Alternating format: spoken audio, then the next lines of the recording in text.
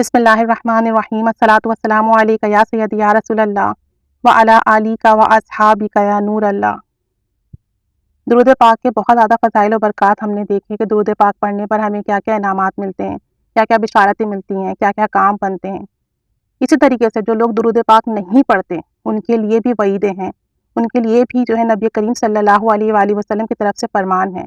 علامہ سخاوی رحمۃ اللہ علیہ نے اس مضمون کے متعلق کافی روایتیں ذکر کی ہیں۔ حضرت مالک بن سے روایت ہے، فرماتے ہیں کہ نبی کریم صلی اللہ علیہ وآلہ وسلم ایک مرتبہ ممبر پر چڑھے، جب پہلے درجے پر قدم رکھا تو فرمایا آمین، پھر دوسرے درجے پر قدم رکھا تو بھی فرمایا آمین، پھر تیسرے درجے پر قدم رکھا تو بھی فرمایا آمین، پھر ارشاد فرمایا کہ میرے پاس جبریل علیہ السلام آئے تھے، انہوں نے کہا اے محمد صلی اللہ علیہ وآلہ وسلم، جو شخص رمضان کو لے، یعنی جس شخص کو رمضان ملے اور اس کی مغفرت نہ کی جائے اللہ اس کو ہلاک کرے۔ تو میں نے کہا آمین۔ اور وہ شخص جس نے ماں باپ یا ان میں سے کسی ایک کا زمانہ پایا پھر بھی جہنم میں داخل ہو گیا ہو، یعنی ان کی ناراضگی کی وجہ سے اللہ تعالیٰ اسے جہنم میں داخل کرے، اللہ اس شخص کو ہلاک کرے۔ میں نے کہا آمین۔ اور جس شخص کے سامنے آپ کا ذکر مبارک کیا جائے اور وہ آپ پر درود نہ بھیجے، اللہ تعالیٰ ایسے شخص کو بھی ہلاک کرے۔ تو آپ صلی اللہ علیہ وآلہ وسلم نے فرمایا آمین۔ تو سوچیں کہ نبی کریم صلی اللہ علیہ وسلم کا نام گرامی آئے اور درود و سلام نہ پڑھا جائے اور اس پر آپ صلی اللہ علیہ وآلہ وسلم نے اس آدمی کی ہلاکت پہ آمین کہا، تو کتنا بدبخت ہے وہ آدمی۔ اللہ تعالیٰ ہمیں اپنے حفظ و امان میں رکھے اور ہمیں ایسی بد اخلاقی سے اور ایسے گناہ سے محفوظ فرمائے، آمین۔ حضرت علی رضی اللہ تعالیٰ عنہ سے مروی ہے، نبی کریم صلی اللہ علیہ وآلہ وسلم کا یہ ارشاد نقل کیا ہے کہ بخیل ہے وہ شخص جس کے سامنے میرا ذکر کیا جائے اور وہ مجھ پر درود نہ پڑھے۔ اللہ تعالیٰ ہمیں ایسے بخل سے بچائے۔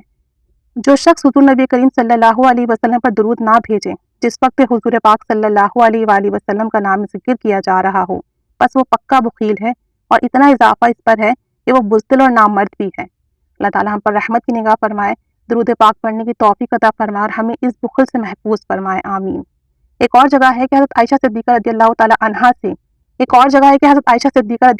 عنہا سے ایک قصہ نقل کیا گیا ہے کہ جس کے آخر میں حضور صلی اللہ علیہ وآلہ وسلم کا یہ ارشاد ہے کہ ہلاکت ہے اس شخص کے لیے جو مجھے قیامت میں نہ دیکھیں۔ حضرت عائشہ رضی اللہ تعالیٰ عنہا نے فرمایا وہ کون شخص ہے جو آپ کی زیارت نہ کریں؟ تو حضور صلی اللہ علیہ وآلہ وسلم نے فرمایا وہ بخیل ہے۔ حضرت عائشہ رضی اللہ تعالیٰ عنہا نے عرض کیا بخیل کون ہے؟ تو حضور نبی کریم صلی اللہ علیہ وسلم نے فرمایا جو میرا نام سنے اور مجھ پر درود نہ بھیجے۔